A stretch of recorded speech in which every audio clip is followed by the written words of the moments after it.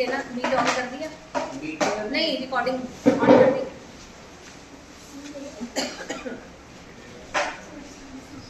बोलो स्टार्ट हो गया। चलो, एलाइसिस रह गए थे सीक्वल में हमारे, दिख रहे हैं? एलाइस भी हमारे पास आ जाता है।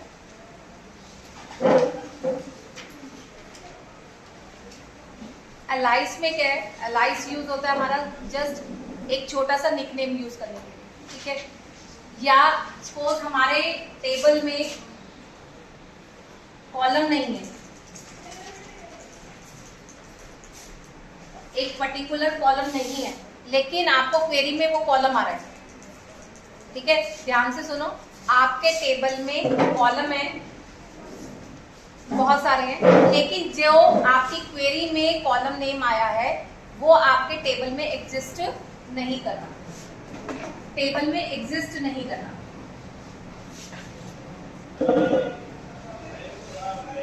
ठीक है, तो वहां पर आप क्या यूज करोगे? एलाइस यूज करोगे, ठीक है? तो या हमारे पास टेबल नेम, कॉलम नेम बड़े बड़े हैं और हमें उन्हें छोटा करके यूज करना है या बार बार क्वेरी में यूज करना है, वहां पर एलाइस यूज करेंगे। तो दो जगह यूज कर सकते हैं, या तो हमारे पास कॉलम जो दे रहा है प्रेजेंट करने के लिए क्वेरी में वो टेबल में एग्जिस्ट नहीं कर रहा, या हमारे पास क्वेरी में एलाइसिस के साथ हेडिंग देनी है हमने, उसके लिए हम यूज कर सकते हैं। जैसे सपोज अगर वो कहता है display the salary of employees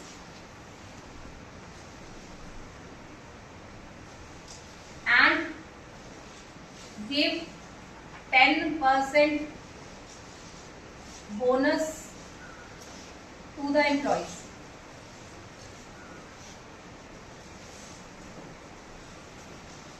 आपने सैलरी दिखानी है और एम्प्लॉय को बोनस देना है, कितना?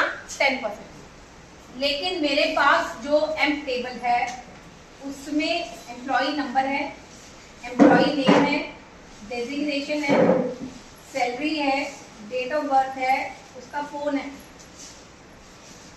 बट बोनस नहीं है, ठीक है? बट बोनस नहीं है। तो यहां से मुझे पता चल गया कि ये जो बोनस वाला कॉलम है वो टेबल में नहीं है, तो मुझे क्या यूज करना पड़ेगा? एलाइस यूज करना पड़ेगा। तो मैंने क्या लिखेंगे? सिलेक्ट, आपको क्या दिखाना है? सैलरी, सैलरी के लिए क्या लिया हुआ है? सैल लिया हुआ है। अब बोनस, बोनस किसका होगा? इस पे मिलता है सैलरी पे, तो 10% ऑफ द सैलरी, तो 10% किसका? सैलरी का। तो सैलरी मल्टीप्लाई बाय डॉट 10 कर लो, या मल्टीप्लाई बाय 10 डिवाइड बाय 100 कर लो, ठीक है? और इसे लिखो एज बोनस फ्रॉम एम।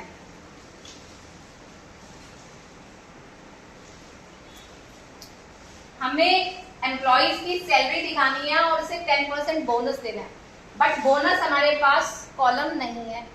तो जब टेबल में कॉलम नहीं होता तो तब हम कौन सा यूज करते हैं? एलाइस यूज करते हैं। तो हमने सैलरी ले ली, बोनस कैसे कैलकुलेट होगा? सैलरी का 10%, तो हमने सैलरी का 10% लिया, उसको रिप्रेजेंट किया किससे? हेडिंग से, बोनस से, फ्रॉम कहां से? एम से। तो मेरी क्वेरी का जो आंसर आएगा उसमें एक सैल आएगा और एक क्या आ जाएगा? बोनस आ जाएगा। सपोज यहाँ मेरी सैलरी 1 लाख रुपए आई है, तो मेरा यहाँ बोनस कितना आ गया? 10,000। तो ये कॉलम सिर्फ इस क्वेरी के रिजल्ट में ही एग्जिस्ट करेगा, आपके टेबल में नहीं करेगा, ठीक है? तो एक यूज तो ये हो गया एलाइस का, जहां आपका कॉलम नहीं है और आप उसको बनाना चाहते हैं। दूसरा, आप हेडिंग, कई बार वो फॉर्मेटिंग वे में आ जाता है। फॉर्मेटिंग वे में कैसे आता है? ये नोट कर लिया, रफ कर दो, लिख लिया? जब मैं नहीं लिखा लिखो, घर तो फिर भूल जाओगे, लिखोगे लिखो। ये फर्स्ट केस है एलाइस का, फिर सेकंड केस बता रही हूँ।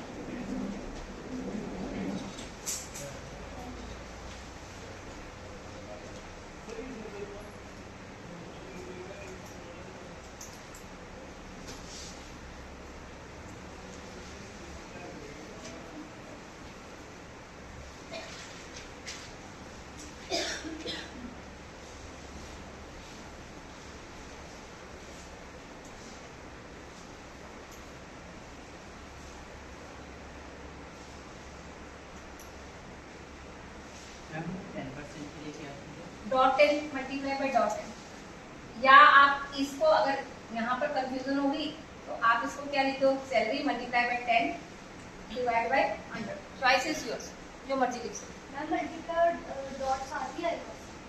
हाँ वो साथ। अब सेकंड में क्या आ गया कि वो कहता है कि आपको आउटपुट कैसे दिखानी है, स्टूडेंट नेम जो भी आपका है, फॉर्मेटिंग पूरा लिखा हुआ आ गया कि इस फॉर्मेट में दिखाना है आपको। Student name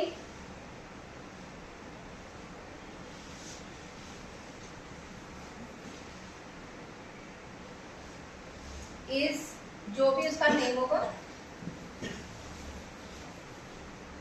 study in dash class. Query लिखी हुई आ गई, फॉर्मेट लिखा हुआ आ गया कि आपको ये इसको क्वेरी लिख कर दिखाओ। ठीक है, यहां से जो ये ब्लैंक है, जहां से वैल्यू आ रही है, ये वैल्यू कहां से आएगी, टेबल से। और ये सब क्या हो गया आपका, एक फॉर्मेट हो गया कि इस फॉर्मेट में आपको दिखाना है। तो वहां पर भी आप क्या यूज करोगे, एलाइस यूज करोगे। कैसे, क्या लिखोगे, सिलेक्ट। अब ये जो है हर उसमें आना है, तो ये क्या बन जाएगा आपका, टेक्स्ट बन जाएगा। तो टेक्स्ट के लिए आप इसे डबल कोट्स में लिखो, स्टूडेंट नेम इज, कॉमा। ठीक है, अब नेम स्टूडेंट टेबल में है, वहां का कॉलम नेम आपने देना है। सपोज वहां का कॉलम नेम है एस नेम, कॉमा, फिर क्या लिखोगे, स्टडी इन, कॉमा, क्लास, वहां का कॉलम नेम दोगे जो टेबल का है वो आएगा। और उसके बाद आपको क्लास लिखना है, तो आप डबल कोट में क्लास लिखो, फ्रॉम कौन से टेबल से, सपोज स्टूडेंट। तो ये टेक्स्ट फॉर्मेटिंग का आ जाता है एलाइस के साथ, कि आपने कुछ टेक्स्ट ऐड करना है अपनी क्वेरी में। होता ये भी एलाइस है, बट इसमें सिर्फ हम ऐड क्या कर रहे हैं, टेक्स्ट ऐड कर रहे हैं। Second use of alias. Third use होता है आपका ज्वाइन में, जहां बड़े बड़े नाम आ जाते हैं, टेबल्स आ जाते हैं, वहां हम उसे छोटा करने के लिए ज्वाइन में। अब ज्वाइन में क्या है, सपोज मेरे पास दो टेबल है, एक एम्प्लॉय रिकॉर्ड टेबल है, मैं लंबा सा नाम दे देती हूँ अपने टेबल को, और एक मेरा डिपार्टमेंट टेबल है। सिंपल इक्वी ज्वाइन की मेरी क्वेरी है, मैं वहां पर भी एलाइस यूज कर सकती हूँ। वो कहते नहीं है, दैट डिपेंड्स ऑन यू, आप करो या ना करो। अगर कहेंगे तो करना, नहीं तो फालतू में नहीं करना। ठीक है, तो हम इसे कैसे लिखेंगे, सिलेक्ट, सपोज मुझे एम्प्लॉय नंबर देखना है, एम्प्लॉय का नाम देखना है, उसका डिपार्टमेंट नंबर देखना है, उसका डिपार्टमेंट नेम देखना है। दो टेबल होंगे। अब पहला रिकॉर्ड क्या है, एम्प्लॉय रिकॉर्ड, तो हम टेबल का नाम लिखेंगे एम्प्लॉय रिकॉर्ड। इसका एक एलाइस दे देंगे, ये किससे रिप्रेजेंट होगा, ई से। कुछ भी दे सकते हो, X Y Z, A B C, A1 E2, जो बट मैंने इसका एक निकनेम रख दिया, वो निकनेम क्या रख दिया, ई। तो ई मेरा क्या बन गया, एलाइस बन गया। उसके बाद कॉमा, सेकंड टेबल नेम मेरा क्या है, डिपार्टमेंट। डिपार्टमेंट के लिए मैंने क्या रख दिया, डी। ठीक है, वेयर, अब हम क्या करेंगे, employ record dot department number equals to department dot department number. तो अब मैं पूरा नाम रिपीट नहीं करूंगी, अब मैं सिर्फ क्या रिपीट करूंगी, उसका alias, E dot department number equals to D dot department. तो कई बार, अभी तो ये सिंगल ज्वाइन है, लेकिन जब आप प्रोफेशनल ऐप में जाते हो, वहाँ 3, 4, 5, 6 टेबल होते हैं जिनको ज्वाइन करना होता है, आपस में मर्ज करना होता है। तो दोबारा से बताना, ज्वाइन कर क्या रहे थे इसमें हम क्या कर रहे थे, ज्वाइन कर रहे हैं, सिंपल इक्वी ज्वाइन है। बट होता क्या है कि अभी तो आपके सिलेबस में तो सिंगल ज्वाइन है, दो टेबल को ज्वाइन है, बट प्रैक्टिकल लाइफ में डीबीएमएस में हम 3 से 4 भी ज्वाइन कर सकते हैं। इनर ज्वाइन भी बहुत ज्यादा आ सकता है, नेस्टेड में भी आ सकता है। नेस्टेड में सपोज 5-6 टेबल है जिनको ज्वाइन करके सारा मर्जिंग करके डेटा निकालना है, तो बार बार कंडीशन इक्वी ज्वाइन में ये कंडीशन तो लगनी है, तो बार बार मुझे वो टेबल नेम लिखने पड़ते हैं, तो वहां मैं उसका एलाइस यूज कर लेती हूँ, एक छोटा नाम रख लेती हूँ, तो ताकि जहां जहां मैं कंडीशन लगाऊं वहां पूरा टेबल का नाम ना दो, उसकी जगह उसका निकनेम यूज करूं। तो यहाँ मैंने टेबल नेम का निकनेम क्या दे दिया था ई, और दूसरे टेबल नेम का निकनेम क्या दे दिया था डी। तो जब मैं कंडीशन दे रही हूँ तो मुझे इसका पूरा ये नाम लिखने की जरूरत नहीं है, instead of this employ record मैंने सिंपल क्या लिख दिया, जो उसका छोटा नाम दिया। ठीक है, गुरशान सिंह, घर पे सपोज रिंकू, तो छोटा नाम हो गया वैसे। ठीक है, तो E dot department number equals to D dot department number. कोई लॉजिक नहीं, कोई कुछ नहीं, जस्ट कि बहुत सारी जो चीज बार बार आपकी रिपीट हो रही है क्वेरी में, तो सेम चीज को रिपीट करने को लंबी लेंथी में रिपीट ना करके उसको छोटे में क्या कर लिया, यूज कर। तो वहां पर भी थर्ड में इस तरह यूज कर। आपने देखा होगा जो पिछले साल का सीबीएसई का सॉल्व सैंपल पेपर था उसमें बच्चे ने लिखा हुआ था, हालांकि वो नहीं लिखता तो भी क्वेरी तो वहां लिखा हुआ नहीं आएगा, that choice is your except examiner आपसे ना पूछे। अगर नहीं पूछ रहा तो सिंपल जैसे हम यहाँ पर लिखते employ record dot department number equals to department dot department number. कोई ध्यान रखो, ज्यादा चक्रों में नहीं लगना जब तक वो करें। तो 3 तरीके से हम यहाँ पर क्या यूज कर सकते हैं, अलाइज। अब उसके बाद मैंने आपको कहा था कि आउटपुट वाले क्वेश्चन, 3 क्वेश्चन आ रहे हैं आउटपुट वाले सीक्वल के। अगर सैंपल पेपर ध्यान से देखा हो, एक तो क्वेरी के साथ ऑप्शन में आ रहा है, ठीक है, अलग से भी आ रहा है, मेरे ख्याल बड़ों में भी आ रहा है, 3 आ रहे हैं तकरीबन। तो किए थे क्या, घर पे प्रैक्टिस किए थे? आउटपुट वाले में किसी को कोई डाउट हो, जो सीक्वल का चैप्टर उस दिन किया था उसमें कोई डाउट हो? आउटपुट वाला एक तरह का सैंपल पेपर है सबके पास। बेटे ड्रॉप जो होता है वो पूरा कंप्लीट टेबल डिलीट करता है, रोज एंड कॉलम्स को। डिलीट रोज डिलीट करता है, सिर्फ स्ट्रक्चर डिलीट नहीं करता। ठीक है, डिलीट और ट्रंकेट का डिफरेंस आएगा। डिलीट रोज करेगा बट आपका फ्री स्पेस नहीं करता, जबकि ट्रंकेट क्या करता है, रोज डिलीट करता है बट आपका स्पेस भी क्या कर देता है, फ्री कर देता है। डिलीट टेबल नहीं करता, डिलीट रो करता है, ड्रॉप करता है। ऑल्टर के साथ जो ड्रॉप या ड्रॉप टेबल ले वो कंप्लीट टेबल डिलीट कर देगा। ऑल्टर के साथ जो ड्रॉप करोगे वो पर्टिकुलर कॉलम डिलीट करता है। ध्यान रखना, अगर वो कहता है कॉलम डिलीट करना है तो ऑल्टर के साथ ड्रॉप यूज करना है। अगर वो कहता है कंप्लीट टेबल डिलीट करना है तो ड्रॉप यूज करना है। अगर वो कहते हैं एक बच्चे का रिकॉर्ड डिलीट करना है तो डिलीट क्वेरी यूज करनी है या ट्रंकेट कमांड यूज करनी है। ठीक है, सैंपल पेपर है, एक आउटपुट वाला क्वेश्चन बता देती हूँ। निकालो page number 45, page number 45 section D 32 question number. कहाँ रहा सैंपल पेपर लाना? कोई नहीं लाया? किस किस के पास है, शेयर हो सकता है?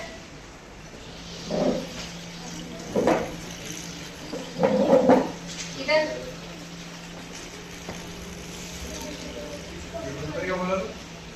Page number 44 section D question number 32।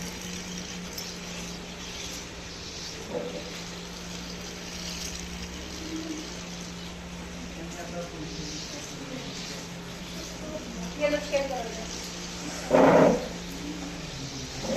अब देखो यहाँ पर क्या है कि आपके पास एक टेबल है एग्जाम रिजल्ट, ठीक है, लिख रहे पेज यशिका उधर ले ले, पीछे जा।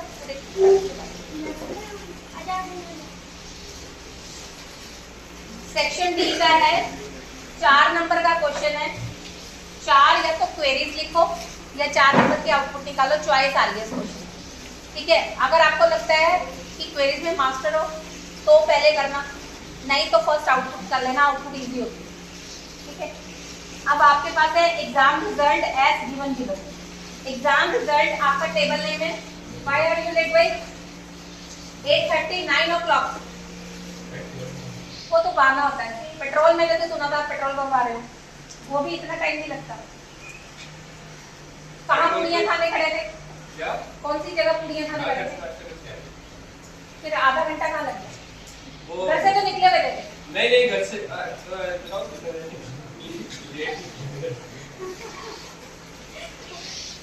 वो थोड़ा सा मैं ऊपर नीचे हो गई थी। चल सैंपल पेपर लाए, निकालो। आप table name is exam result, आपके बातें नहीं करनी, जल्दी से पेज निकालो। कॉलम है रिजल्ट आईडी, नेम है स्टूडेंट, कॉलम है सब्जेक्ट,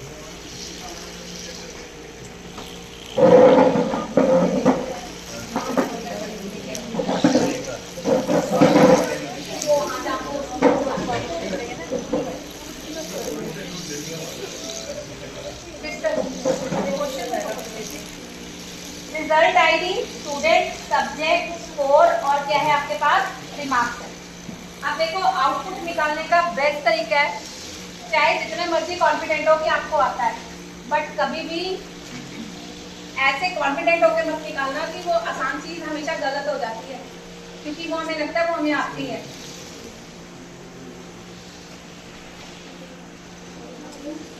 अब जैसे फर्स्ट है, मेरी बोलो फर्स्ट रक्षिता,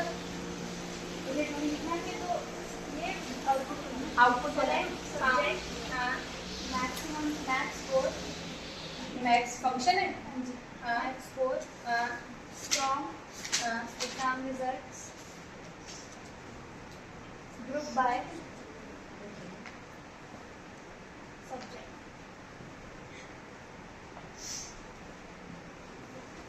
ग्रुप बाय सब्जेक्ट, ठीक है।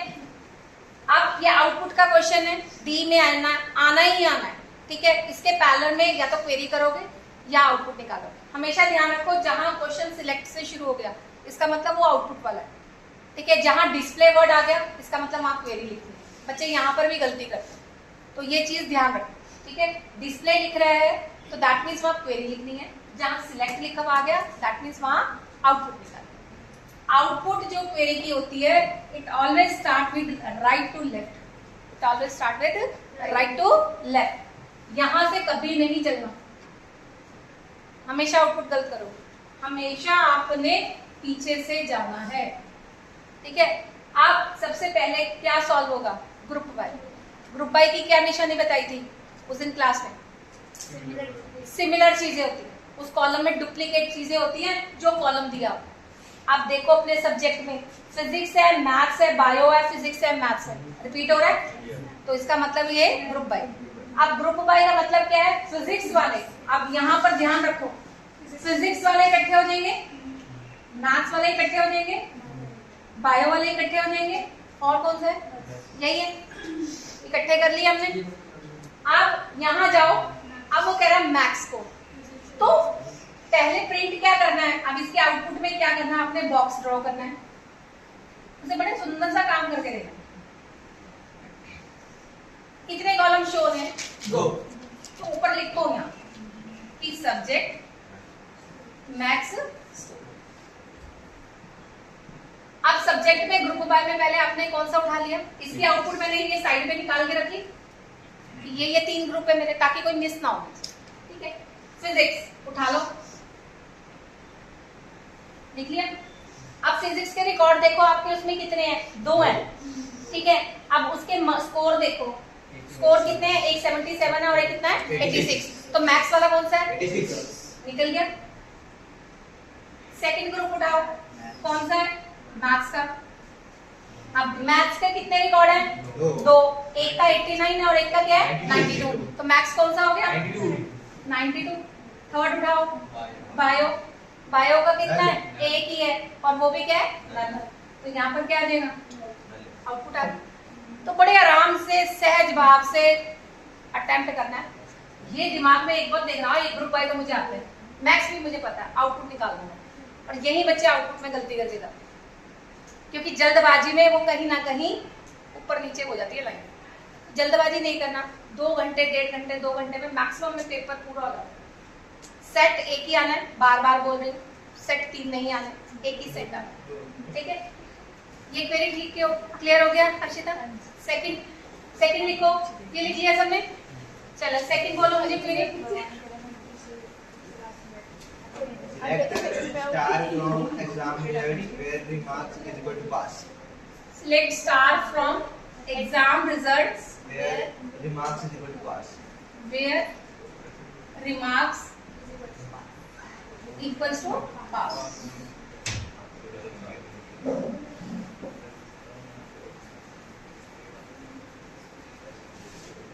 अब यहां से फिर राइट टू लेफ्ट चलेंगे। रिमार्क्स का कोई कॉलम होगा, उसमें मुझे सिर्फ रिकॉर्ड कौन से देखने हैं? पास वाले, ठीक है। अब टिक करो, पास वाले कितने रिकॉर्ड है? देखो 3, तो इसका मतलब मेरी कितनी रोज आएंगी? 3। यहाँ से मुझे पता लग गया। लेकिन अब यहाँ देखो क्या लिखा है? स्टार। स्टार का मतलब सारे कॉलम। तो कॉलम में क्या क्या है बताओ? Result ID, student, subject, score, remarks. एक result ID, Student, subject, subject, score, score remarks. और Remarks. रिमार्क्स।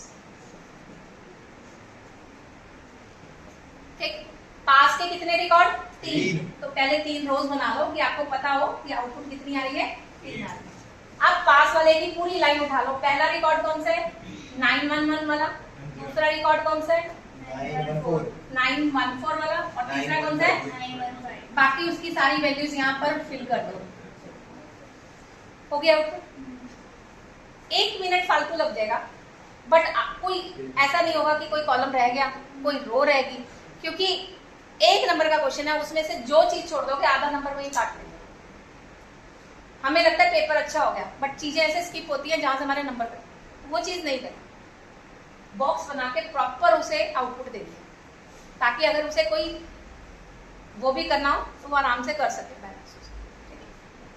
थर्ड निकालो जरा, अब तो निकल जाएगी, खुद करके देखो। लास्ट 2 वाली पहले क्वेरी लिखो, जैसे करवा रही हूँ वैसे ही, ये नहीं कि हाँ मैम आ गया आउटपुट। क्वेरी लिखो, बॉक्स बनाकर मुझे आउटपुट बताओ। क्या बोल दो कुछ, मैं यहाँ से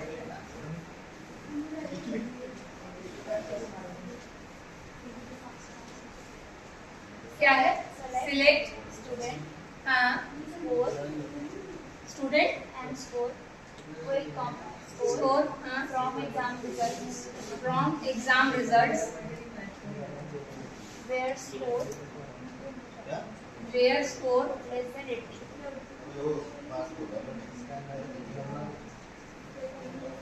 मैं बातें नहीं। Question. हाँ। आपके पास दोनों के पास सैंपल पेपर है, जी हाँ. तो एक पीछे दे दो, वहाँ कम में दो. देख पीछे, इसके साथ देख, यहाँ से इधर हो जाओ। तनिष्का, विप्रा बातें कर लिया, कोई बात नहीं, कर लिया तो बातें, अगला कर लो कहने से अच्छा। 4th वाला कर लो, फिर तब हम स्टैक पे चलेंगे। किया हुआ दोबारा कर लो, ओवर कॉन्फिडेंट नहीं हो।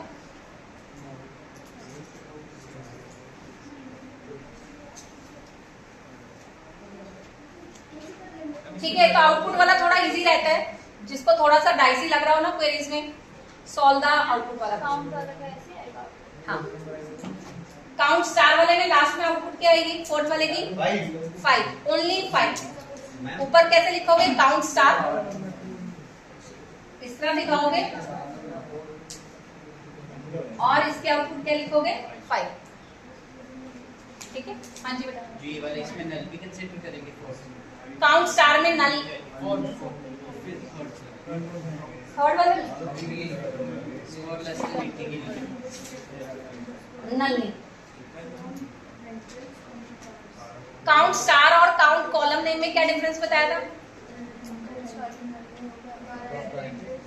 काउंट स्टार और उस दिन क्लास में बताया था, काउंट स्टार और काउंट कॉलम नेम में क्या डिफरेंस बताया था? वो नल काउंट करता है कि नहीं करता? हाँ, एक कौन सा नहीं करता? करता है। काउंट स्टार वाला नल वैल्यूज को टोटल रोज काउंट करता है इंक्लूडिंग नल वैल्यूज, और काउंट के बीच में अगर कॉलम नेम आ गया तो वो नल को काउंट नहीं करता। थ्योरी का क्वेश्चन है, ठीक है। कौन कौन से क्वेश्चंस बताए थे? Difference between char and varchar theory में। उसको दूसरा क्वेश्चन बताया था फिक्स लेंथ वेरिएबल या वेरिएबल लेंथ वेरिएबल, इस तरह का क्वेश्चन। ट्रंकेट और डिलीट का डिफरेंस, ठीक है। इक्वी ज्वाइन और नेचुरल ज्वाइन का डिफरेंस। कई बार ऑर्डर बाय ग्रुप बाय का डिफरेंस आ जाता है। हैविंग ग्रुप बाय में वेयर की जगह क्या लगता है? हमेशा हैविंग लगता है, ठीक है। उसके बाद आपका डिस्टिंक्ट क्लोज।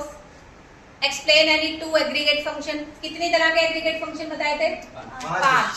कौन कौन से? Sum, clear? Any other doubt in SQL chapter बेटा? फिर आगे स्टैक पे चलते या डीबी वाले पे चलते हैं। सीक्वल हो गया था तो उसको कनेक्ट कर लेते हैं उसके साथ।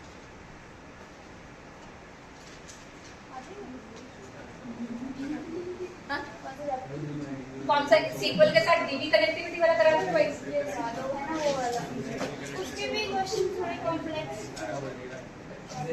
करते ना, लास्ट क्वेश्चन आता है ना उससे 4 नंबर जाते हैं। 4 नंबर का देखो, अब सीक्वल का चैप्टर हो गया आपका 15 मार्क्स का। सीक्वल से कनेक्टिविटी वाला चैप्टर कौन सा है आपका? इंटरफेस। क्या नाम है? MySQL टीवी वाला, मतलब वही टीवी वाला। नाम क्या है? Interface Python with sequence. Interface Python with SQL. Next heading दो, नेक्स्ट चैप्टर आज रिवाइज करेंगे। Interface Python with SQL. अब ये लिखो, पेपर में ये क्वेश्चन नंबर 35 आएगा आपका। इस चैप्टर का क्वेश्चन नंबर ये होगा 35, हो सकता है 36 भी हो, बट 35 मोस्टली आता है। और ये क्वेश्चन आपका 4 मार्क्स में आना है, आना ही आना 101%, ठीक है। चैप्टर कनेक्टेड किससे है? सीक्वल से। सीक्वल की सारी क्वेरीज होंगी और इधर आपका सारा होगा। बुक दिखा दो, कोई नई वाली बुक है? नई बुक है? चलिए, इसमें लिखो फर्स्ट क्वेश्चन।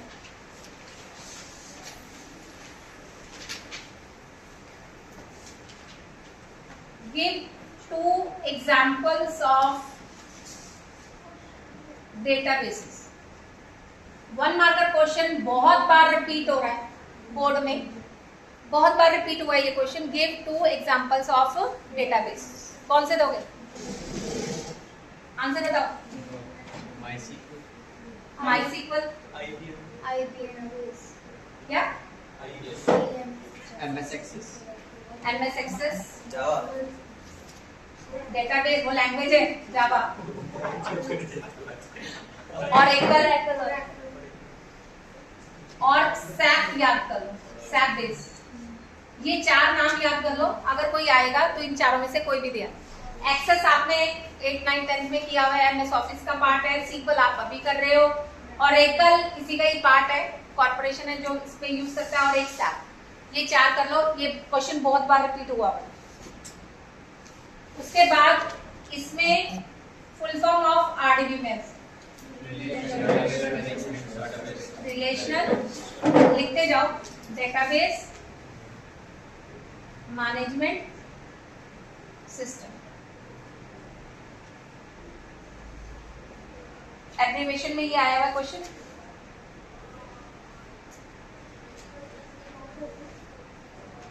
उसके बाद स्ट्रॉन्ग क्वेश्चन 2 नंबर में इसमें बनता है, डिफरेंस बिटवीन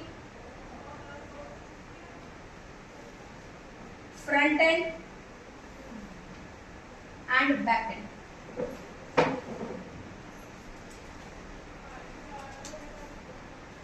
बहुत बार रिपीट हो रहा है। अब देखो, जब हम कनेक्टिविटी करते हैं, ठीक है, इसमें अगर आप देख रहे हो 2 चीजें यूज हो रही है, एक पाइथन यूज हो रही है और एक क्या यूज हो रही है आपकी? सीक्वल यूज हो रही है। अब अगर मैं आपको लाइव एग्जांपल दूं, हम ATM मशीन पे जाते हैं, ठीक है।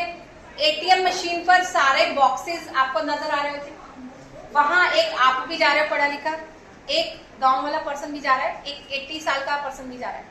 उसको उस स्क्रीन पर देख के सब समझ आ जाता है कहाँ पर मुझे उंगली को रखना है, मैंने इसमें क्या डालना। तो वो जो चीजें मुझे नजर आ रही है उसको क्या बोलते हैं, फ्रंट एंड बोलते हैं। फ्रंट का मतलब जो मेरी आंखों के सामने मुझे चीजें नजर आ रही। तो फ्रंट एंड में हम हमेशा कोई लैंग्वेज रखते हैं, वो लैंग्वेज चाहे सी है, C++ है, विजुअल बेसिक है, पाइथन है, कोई आपकी वेब डिजाइनिंग की स्क्रिप्टिंग है, कुछ भी जो चीज नजर आनी है स्क्रीन को, जिसमें बॉक्सेस होंगे, एनिमेशंस होंगे, कलर्स होंगे, ग्राफिक्स होंगे, वो सारी चीजें हम क्या बोलते हैं, front end. That is called a front end, जो कि हमारा सिर्फ डिस्प्ले पर्पस के लिए या फॉर्मेटिंग पर्पस के लिए नजर आता है, ताकि एक पढ़ा लिखा बंदा, एजुकेटेड पर्सन आए या नॉन एजुकेटेड पर्सन आए, बुजुर्ग आए, वो सब समझे। उसके बाद जो हमारा डेटा पीछे स्टोर होता है वो हमेशा बैकएंड में जाता है, और बैकएंड में हमेशा हमारा डेटाबेस जाता है। बैकएंड में हमारा क्या जाता है, हमेशा डेटाबेस जाता है। डेटाबेस हमारा SQL है, एक्सेस है। रियल लाइफ में आपको एग्जांपल दिए थे कि आपके बैंक के डेटाबेस, आप रेलवे रिजर्वेशन कराने जाते हो, आपका आधार ID, आपका यूडाइज नंबर, ये सब डेटाबेसेस में स्टोर। तो जहां सिर्फ डेटा स्टोर होता है, कोई फॉर्मेटिंग नहीं होती, nothing, it's only use for to storage. Google, आपका कितना डेटा है वो सारा कहाँ स्टोर है, गूगल के बैकएंड में, डेटाबेस, ठीक है। याहू, आपका फेसबुक, आपका इंस्टा, ठीक है, स्नैपचैट, आपकी फोटो स्टोर हो रही है ना, हर दिन आपकी स्नैपचैट फोटो निकाल लेती है। 1 साल पहले आप यहाँ थे, 1 साल पहले यहाँ थे, तो डेटाबेस में स्टोर होगा तो निकाल के दे रहा है ना। तो बैकएंड में जो डेटा स्टोर करता है that is called a backend, और फ्रंट एंड पे जो फॉर्मेटिंग के लिए स्टोर होता है that is called a front end. तो ये थ्योरी में बहुत बार क्वेश्चन रिपीट होगा। Explain usage with example. Front end में एग्जाम्पल दो लैंग्वेज का, पाइथन दो, C दो, C++ दो, फॉर्ट्रन दो, पास्कल दो, जावा दो, कुछ भी दे दो। बैकएंड में इनमें से चारों में से कोई भी एग्जाम्पल। जब भी डिफरेंस आएगा ब्लॉक में लिखना है, पैराग्राफ में नहीं लिखना। लाइन लगाओ, डेफिनेशन दो, 2 पॉइंट जो डिफरेंस है मेन उसके वो दो। ये नहीं सोचना 2 नंबर का क्वेश्चन है 2 ही पॉइंट लिखना, पहले 2 मेन डिफरेंस दो, उसका सिंटेक्स दो या उसके एग्जाम्पल। टैबुलर फॉर्म में लिखना, नंबर अपने आप मिलेंगे, आंख बंद करके लिखना, ठीक है। नेक्स्ट देखो इसमें जो क्वेश्चन बनता है,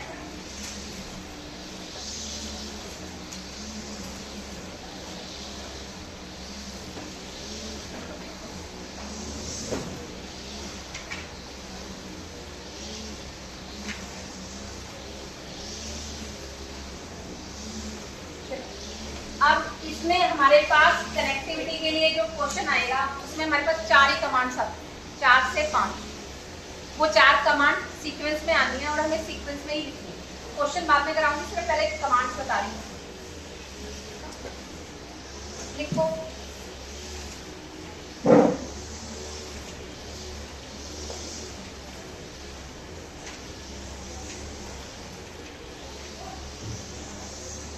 सबसे पहले कमांड आपकी आएगी कि हमें अपने डेटाबेस को इंपोर्ट करना होता है, क्योंकि ये इनबिल्ट लाइब्रेरी नहीं है तो हमें उस लाइब्रेरी को क्या करना होगा, इंपोर्ट करना होगा। तो हमारी पहली लाइब्रेरी कौन सी होती है जिसको हम इंपोर्ट करते हैं, इसमें याद हो तो import MySQL dot connector.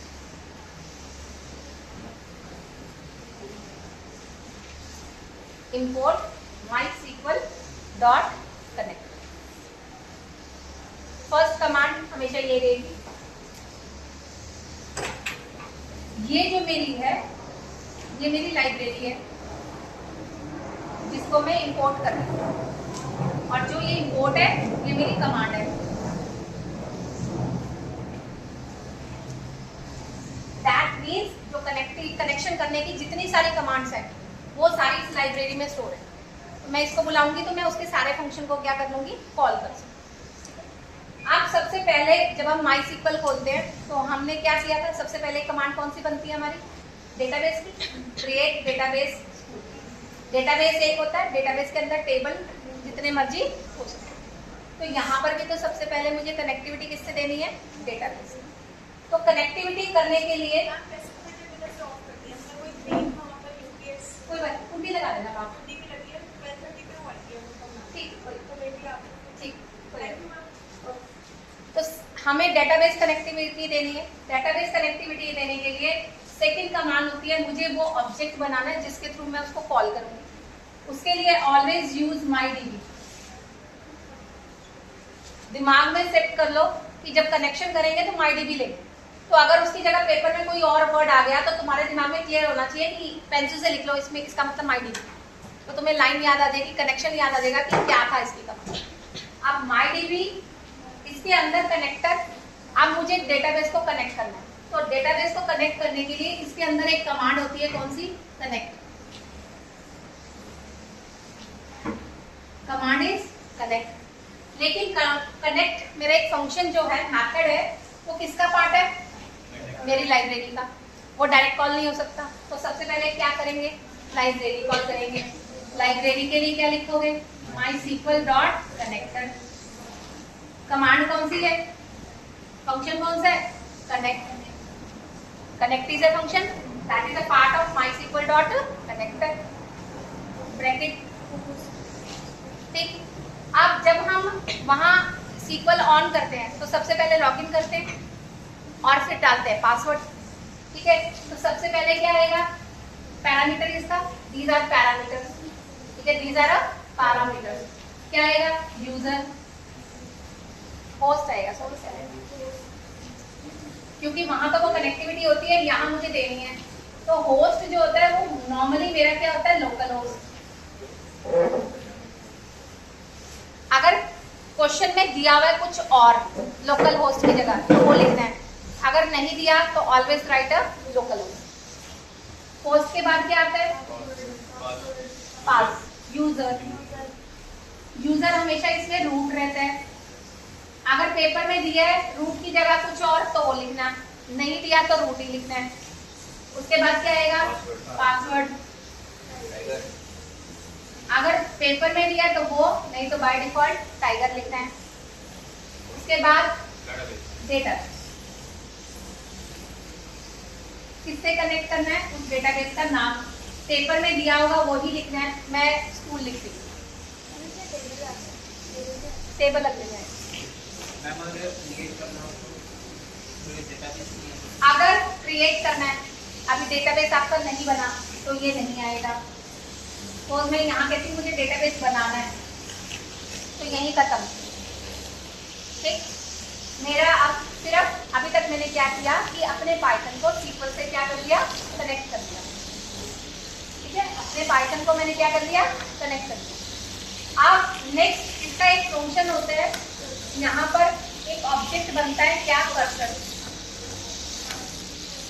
Cursor एक फंक्शन होता है हमारा जिससे हम कोई ऑब्जेक्ट बनाते हैं। इस कर्सर फंक्शन से क्या काम करता है, हम SQL की कोई भी कमांड रन करवा सकते हैं।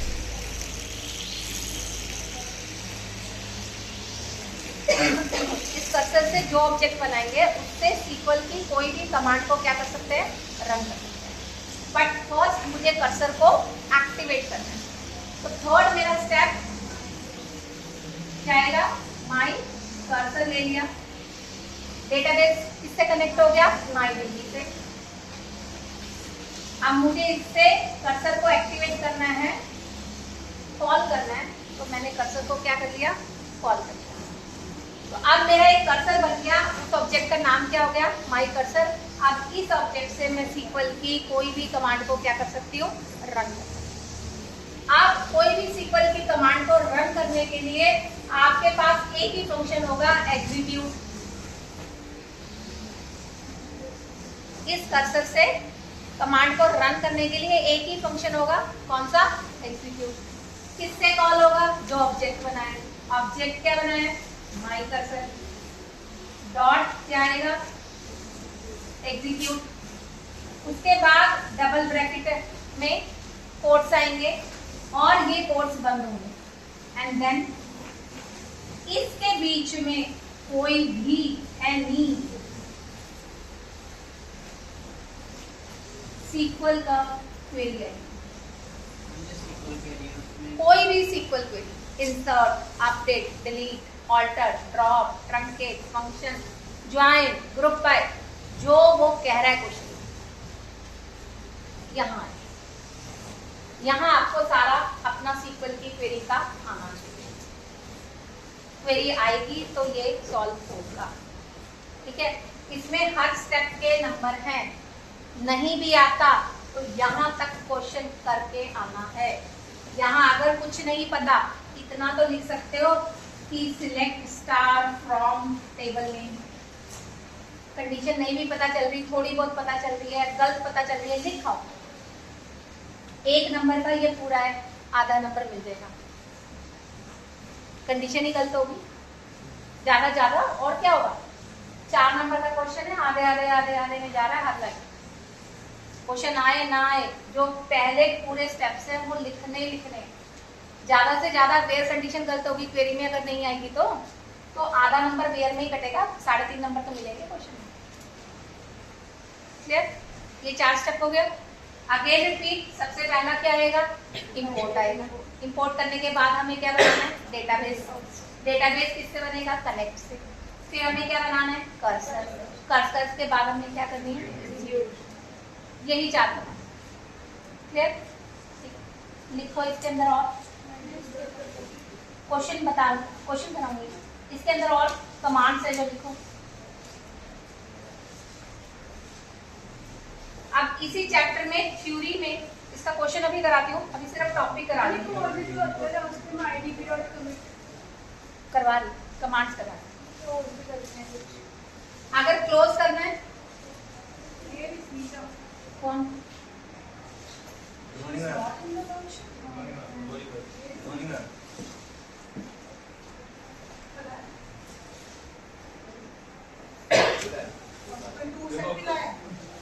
लेकिन आपने वापस कर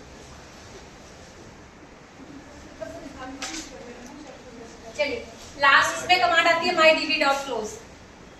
आपका जो डेटाबेस मेमोरी में एक्टिव है वो क्या हो जाता है, आपका क्लोज। ये लिखना ही लिखना है, कुछ भी हो क्लोज करना ही करना है। 5 स्टेप हो गए। उसके बाद इस चैप्टर में थ्योरी आ सकती है, जो वहां सीक्वल में कल परसों कमांड बताई थी, कमिट, रोल बैक और ऑटो कमिट।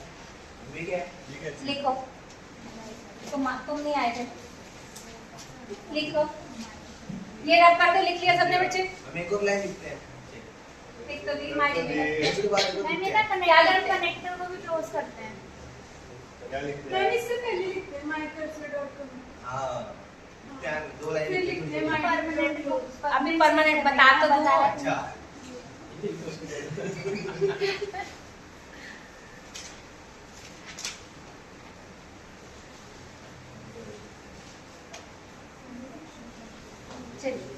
थ्योरी में ये कमांड आ सकती है, जैसे डीबी का 4 नंबर का ये क्वेश्चन आ गया, 1 या 2 नंबर में सीक्वल के साथ ये कमांड रिलेट आ जाती है। आपके पास 3 तरह की कमांड्स है, एक है कमिट, रोल बैक और ऑटो कमिट।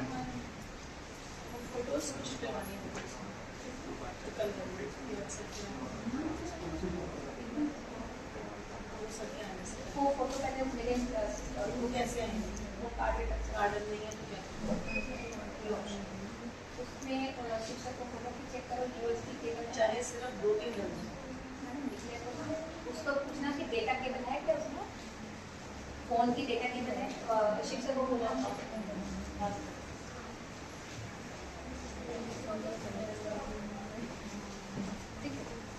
रोल बैक और थर्ड कमांड है ऑटो कमिट। ये एमसीक्यू में आ जाए, सीक्वल से रिलेटेड 2 नंबर थ्योरी क्वेश्चन आ जाए। कमिट सेव के लिए यूज है, परमानेंट सेव, यानी अगर आपने कमिट कर दिया तो उसके बाद आप कोई भी चीज अंडू नहीं कर सकते, कंट्रोल जेड नहीं कर सकते, ठीक है। आपका जैसे कंट्रोल एस कर देते हो परमानेंट सेव हो जाता है, उसके बाद कंट्रोल जेड कर सकते हो, वर्ड में नहीं कर सकते। ठीक है, कंट्रोल जेड कब तक चलता है? जब तक आपने परमानेंट सेव नहीं किया। तो कमिट आपकी कमांड क्या करती है, आप जो भी क्वेरी एग्जीक्यूट करोगे उसके बाद अगर आप लिख देते हो माई कर्सर डॉट कमिट, तो उसमें जो क्वेरी आपने की वो परमानेंट क्या होगी? सेव होगी, फिर वो अंडू नहीं होगी। Roll back is equals to undo और कंट्रोल जेड। आपने अभी execute query query select star from या इंसर्ट रिकॉर्ड करवाया, उसके बाद आपने लिख दिया रोल बैक। ठीक है, तो जो रिकॉर्ड इंसर्ट किया था वो दोबारा डिलीट हो जाएगा, वो इंसर्ट नहीं होगा। Control Z. Auto commit by default जब आप प्रोग्राम लिख रहे हो या सीक्वल में एंटर करते साथ इसमें दो मोड होते हैं, या तो 0 या क्या होता है 1।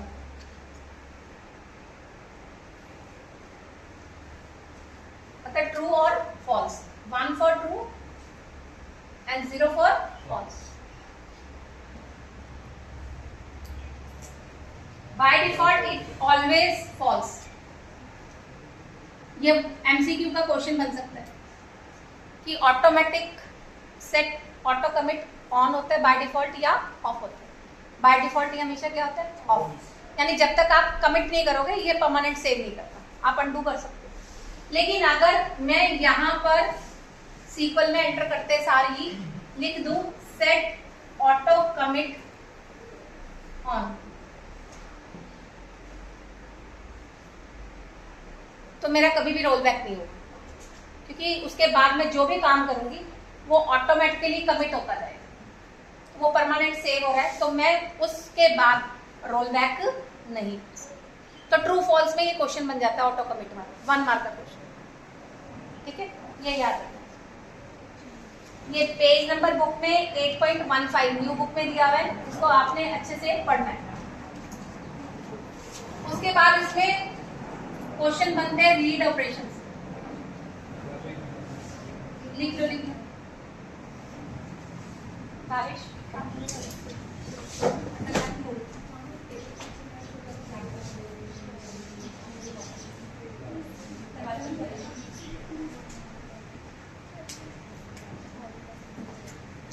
सृष्टि देख रही है रिकॉर्ड हो रहा है, चल हो रहा है। नहीं, बोर्ड पे आ रहा है ना, सारा क्लियर आ रहा है ना? मैम स्टॉप करके फिर से स्टार्ट कर दो। स्टॉप कर दे, फिर आगे मैं 2 मिनट पानी पी लूंगी, ब्रेक ले लूंगी, स्टॉप करके फिर स्टार्ट। मैं इसे ना